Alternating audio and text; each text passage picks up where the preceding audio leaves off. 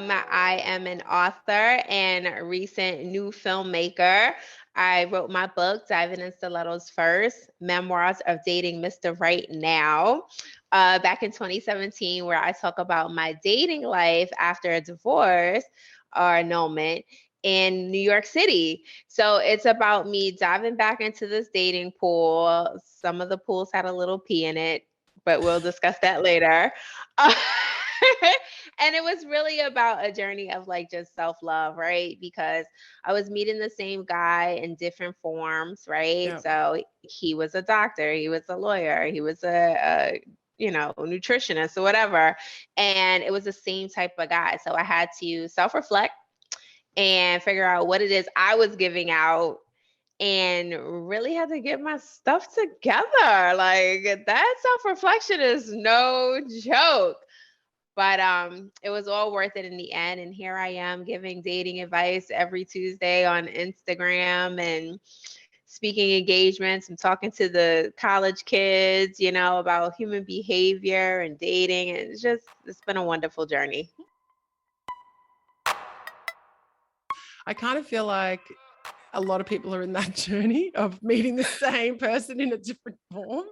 So tell us a little bit about that. Well, first of all, what did you notice about yourself and the kind of guys you're Mm. attracting? And then once you noticed, what did you do with that information?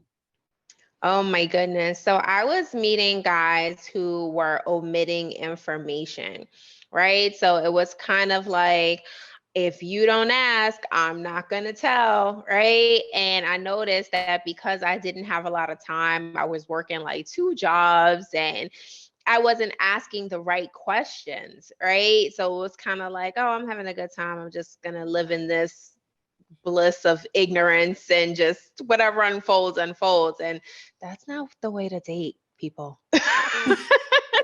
Don't do that. Like, ask the questions, the Yeah. questions you want to know.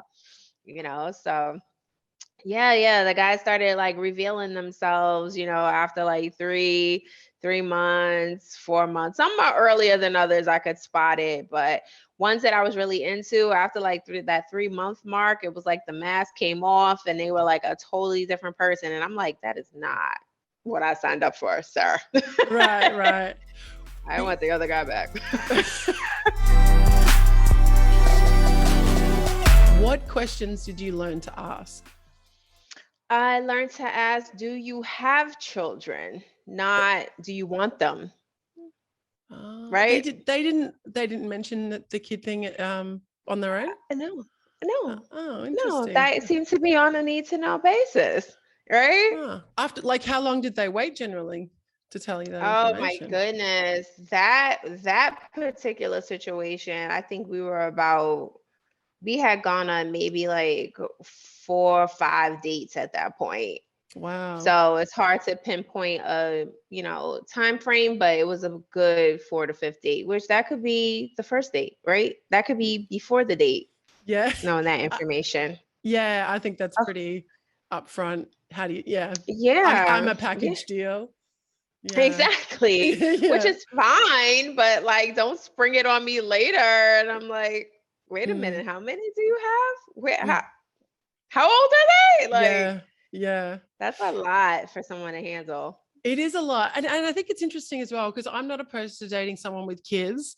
However, Mm, there's things to consider, like if you have kids, where's their mum? And that also means that we can't move anywhere because you're stuck with the kids, right, which is fine. But that's something right. that's really important to know, right? Because it's like, well, what if I wanted to discuss the possibility of living somewhere else or doing something else or traveling or, And that's my biggest thing. Like, I am definitely spontaneous. If I decide, like, oh my goodness, there's a great deal.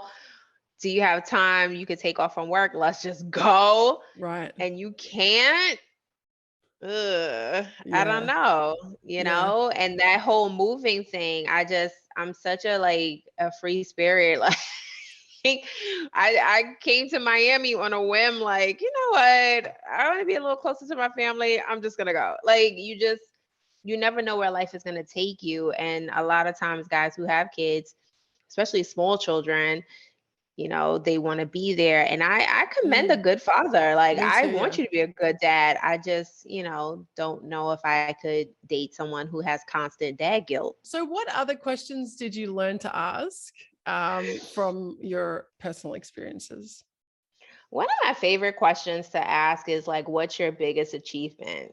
Right? Okay. Because it allows the person to really share something that they're really proud of without feeling like they're bragging or showing off.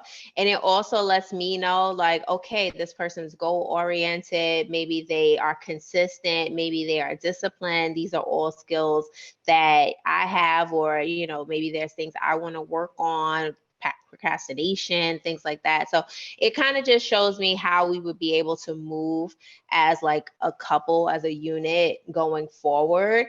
If you have like no goals, no dreams, no aspirations to do anything other than go to work every day and then retire, that's not my cup of tea. That's fine for someone else, but you should be with the person who's okay with that, right? Right. I want more out of life. So I'm going to want my partner to be just as excited about growing and learning new things as well. So, what is your biggest achievement? You'd be surprised how people's eyes light up with that question, because it's like, oh, this is my time to share something that I'm so like, Yeah. excited about. So, yeah, I love that Yeah. question too. I think it's always nice when someone's like genuinely interested in you and your life. And Yeah. yeah, it's just lovely Yeah. to know that someone, I think if you give anyone an opportunity to talk about themselves, they'll be stoked. You research, yeah, and it's so funny because you can't just ask the question or say like, "So tell me about yourself," right? Because people freeze. Yeah. They don't know what to say. So like, you can be like, "Well, how would your best friend describe you?" Right? That's another great question to ask, because now we're acting in the third person and we can be like, "Oh, well, they would say," and you can be silly, you can act like your friend, and you're sharing fun information about you, right? So now I get to know, one, the company you keep, and then two, a little bit more about your personality. And another great question to ask is like, how's your relationship with your family, right? Mm, How's your parents, right? Because that lets you know how they first saw love growing up, right? And that goes into your childhood, the adulthood, and attachment styles. It's a lot, girl. It's that's you can interesting. get deep on that first date if you want to. Yeah, I mean, why not? Why not? I mean, let's not mess around. So you were dating all these men, and Yeah. you were realizing that you were meeting the same guy in different carnations, and then what did you do to change that you noticed? Because that's a really interesting observation. You observed something hmm about yourself. Then hmm what did you do? I stopped. I How did you stopped do that? dating. Oh, you stopped I dating. had I stopped dating. I cut them off. And when I say cut them, I mean everybody. Can we meet up? No, I don't. I'm sorry, I'm not going to be able to make that, right? Because I had to start focusing on myself and getting my headspace right and find out where I lacked in confidence that I allowed this kind of behavior to go on in my life, right? So now I started running, I was writing, I was surrounding myself with people who were good people and made me feel good about myself as well, right? You need those good friends that are like, why are you putting up with this crap? You're amazing, you're wonderful, right? Because sometimes when you break up with people, especially if you're breaking up with people you were never really in a relationship with, hello, can we talk about situationships? Like, what is Yeah. that? um it's hard, right? And it lingers. And you're like, oh, well, maybe I could give them another chance. Oh, well, I stopped talking to them and they changed their behavior for this small amount of time. So that must mean that they're better people.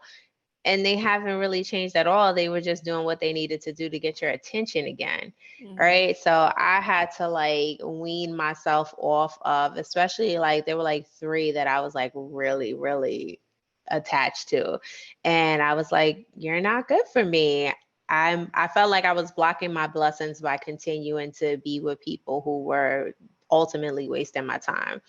So it's hard to, quit people cold turkey because we all have feelings and those feelings don't go away overnight, but you have to make a stand, right? Because you have to decide, I'm going to make some healthy boundaries that are going to keep me in a good headspace and make me feel more confident and loved myself. And if these people can't respect these healthy boundaries, then I can't respect or be around these people, right? Because anyone who loves you and cares about you and wants to be in your space, they're going to respect your healthy boundaries. They're not going to fight you on it. They're not going to try to, make you feel like your boundaries are ridiculous or convince you that you shouldn't have them. They'll respect them. And so, yeah, I had to stop. Like, ooh, cold turkey. I was like, no. Good for you. Yeah, It sounds like you dated yourself. I love that. You got I back to like did. basics. And I just want to say, I love what you said before. You said, I was blocking my blessings. That is such a cool Yeah, line. That's so true. yeah, So you it's with true. these people that you knew weren't good for you, and then you were Mm-hmm. potentially blocking the right person from coming in because you were spending your time with these people that you knew weren't a good fit for you for whatever Exactly. reason. And then Yep. what happened? I love that, blocking your blessings. And then it's so great. And then after you blocked these people, you Yep. started dating yourself. And then what Yep. happened? And then I started attracting different, right? It's because now I've got this energy about me that's like, she's having a good time by herself. Is she in this restaurant alone? Is she at this, movie theater, museum, just taking a walk? Like, that was a really big thing for me. I loved walking around New York City, especially like after work. I would just walk because there's so much to see. And it's just, New York is just one of those places where you can be a tourist in your own city and just fall in love with it over and over again. Yeah. And that's what I would do. And so, me having this new energy of just feeling good, right? I was taking care of my physical health, my mental health, my emotional health, my spiritual health, like everything. And it affected not just my relationship with men, but my relationship with my friends, my family, my coworkers. Like, I was able to say what I needed to say without, feeling like, oh, I can't because I'm going to hurt this person's feelings. But if I don't say anything, they're going to continue to hurt my feelings. So whose feelings is more important at this point? Yeah. Your own, Mm-hmm. right? Mm-hmm. Because no one's going to love you the way you love you. That's so true. You That's have so to show true. people how to like you, how to not like you, but how to love you, how to respect you. And you have to do it with yourself first. So, once I started doing that, then the caliber of guy that I started dating started to like go up a little bit. And it was like, oh, okay, this is nice. So you had this experience of dating yourself. You realize you were blocking your blessings. And then once you started dating yourself, you kind of raised your vibration, I guess, and you started Yes. attracting higher quality people into your life. Yes. Okay, so when you started attracting high quality people, two questions. Were you able to maintain that frequency once those other energies came in? No, Okay, I so wasn't. what happened? If we're being like 1,000% honest, I was not, because what I didn't realize, and this is something that I learned about myself, that when I started dating someone and I really liked them, I would neglect my own stuff because I was so into this person. So, Yeah. always trying to make myself available for this person and always putting my things to the side so that I could help this person. And that's not good either, Mm-hmm, right? mm-hmm. Because this person liked me because of all the wonderful things that I was doing. And now it's like I stopped all these amazing things because I want to be next to you. So I had to like regroup and be like, yeah, no, I'm not going to be able to make that. I'm unavailable for that. I actually have this schedule, but maybe afterward we can hang out. And that kind of even changed the dynamic of the people that I was seeing too, because it was like, oh, okay, they have lives as well. I don't want somebody who's available 24/7. Right. Like, what are you doing with your time? Like, Mm-hmm. no, you don't have anything to talk about because you do nothing. Because you're always with me. You're So always with me. how quickly did you notice that change was occurring, that you were kind of losing yourself again?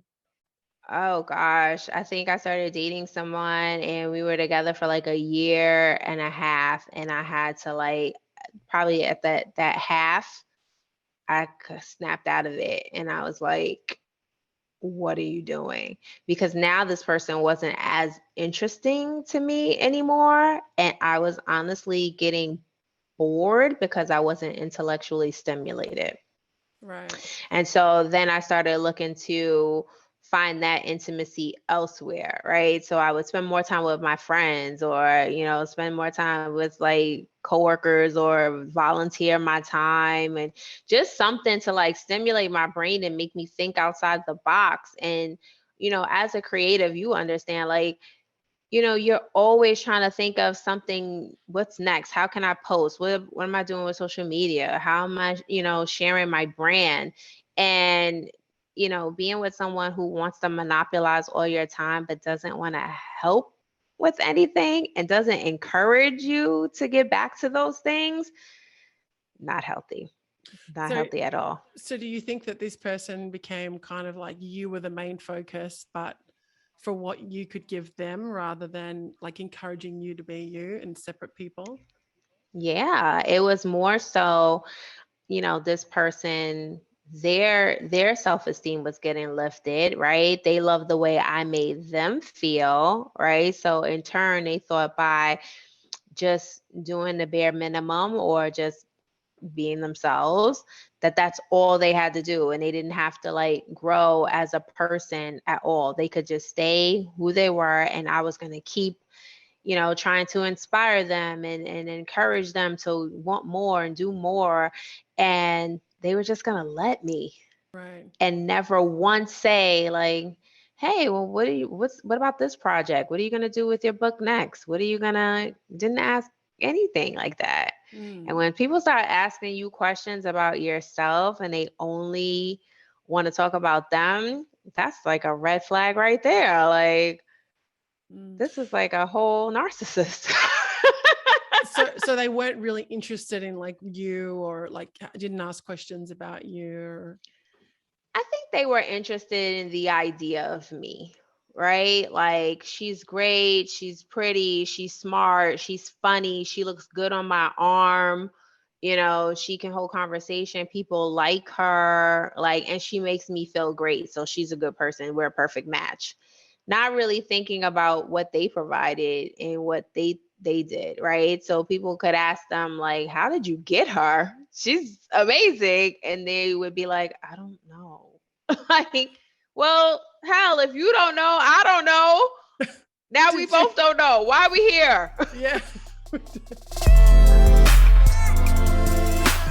Let's talk about some red flags and green flags. Let's do red flags first. Yeah. Okay. Sure. Red flags are anything that makes you uncomfortable in a bad way, right? It triggers something. And you have to decide that when you see this red flag, what are you going to do, right? So if you're on a date and the guy has his phone out, but he flips it down, and you're like all of a sudden suspicious, right?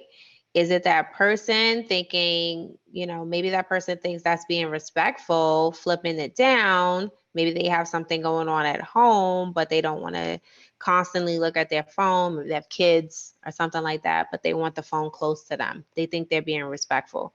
You, on the other hand, had a bad experience with an ex who always had their phone down because they were getting random text messages from these hoes, and you were upset. So now anytime you see a phone flipped, you're triggered, right? Instead of thinking that this person is sneaky or trying to hide something from you, bring it up. Like, hey, why do you flip your phone down? Like, what, why? And they'll say like, either I just don't want it to, distract me. I have something going on at home. Or sometimes it's just like, that's just what I do, right? Your intuition, your discernment is gonna let you know, like, is it what you do? Right. Is it right? We gotta learn how to trust our intuition. Um, if you ask a question and the person gets like really offended, or they don't want to answer it, or they're ducking and dodging the questions, that could be a red flag, right? Like, why aren't you so direct? Like, what's the problem? You answer every other question. Why aren't you answering this question? If you don't bring it up and you just decide this is a red flag, I don't want to be bothered, you're not going to learn this person or know if you want to learn this person. Right. So it's like you have to figure out, what are the things that trigger you? Why do they trigger you? Is it a big deal? Or is it something small that you can really get past because you're remembering, like, this person is not that person. It's different. Don't convince yourself of something that doesn't feel right. So you're saying, like, if are you talking about, like, if you're bringing your own stuff in, your own past experiences? So like, Yeah. so you want to discern whether it's actually, this thing is actually happening, or if you're Right. bringing in your past trauma. Exactly. You have to that's why you have to speak it out loud. You have to acknowledge it. And that's why so many people, they ignore red flags and they end up in these situations with people that they're really not supposed to be with, because they ignored all the things that were like, yeah, that didn't make me feel comfortable, but I didn't talk about it. So here we are. Right. And now it's coming up again, Right. So red flags are different for everyone, but it's definitely something that if it makes you feel uneasy, you have to acknowledge it. You have to speak on it. And if that person like really likes you and respects you, they'll explain and they'll understand like why it's a red flag for you, and they won't do it again, or they'll try their best not to, do those things, versus someone who doesn't care and they're like, oh, get over it. This is what I do. Right. Which is fine. It's just not a right fit, right? It's like, okay, you get to be you. Exactly. It's just not a right fit. Yeah. Yeah, we're not out here trying to like change people. Like, we want to accept them for who they are in this moment right now, right? We're not out here trying to date potential, because Yeah. can't date. Yeah. Ugh. I mean, anyone's got potential, right? Oh, okay. Ugh. So, so what are some green flags? What are some green flags? Oh my goodness. Green flags would be their actions match their words. Love When that they one. say they're going to do something, they're going to do it, and it's going to be fantastic, right? They're supportive. They communicate how they feel about certain things. They ask for your feedback because they really care about what you think. Like, these are all things that are like, this is a good one. This person understands, right? They see you as like their equal, their partner, right? They're not trying to control you or whatever. Like, your opinion matters to them. They want to introduce you to like friends and family and stuff. They're like excited about you. They talk about you, These are all green flags. So don't, get so wrapped up in looking for red flags. Because there are some people who date and they're just waiting for the other shoe to drop. Right. They're And just that's like, their stuff, right? That's their stuff they need to go through. exactly. Meanwhile, this person's showing you all these green flags, but you're just like ignoring that because you're like, nope, because you haven't done nobody's your own this work. great. Right. Yeah. That's it. Gotta do your own work. Okay. So, Is there any, like, if someone's just wanting to get back into the dating game, they've been out of the dating game for a while, what's one last piece of advice you could give them? going with the idea that you're gonna have fun no matter what. And go in saying, you know what, even if this is not the love of my life, I just met somebody who's like really cool that could be a new friend. They could be a new business partner. They can introduce me to the person who's the love of my life. But just go in with the expectation of, I'm going to have a good time no matter what. I'm going to have a really good drink. I'm going to eat really good food. The vibe is going to be fantastic. And yeah, that's the best way to do it. Because if you go in there with too heavy, it's going to be difficult, and you want it to flow. Dating should be fun, like not another job, not a task that you have to do. It should just be a good time. Meet people. This world is like full of so many people. Like, meet them all. Yeah. Thanks for listening to the Rebel Love Podcast, the podcast about love, sex, relationships, and money. If you like this episode, please support us by subscribing and leaving a review on your favorite podcast platform. And find all the details of this episode and more at rebellove.com/podcast.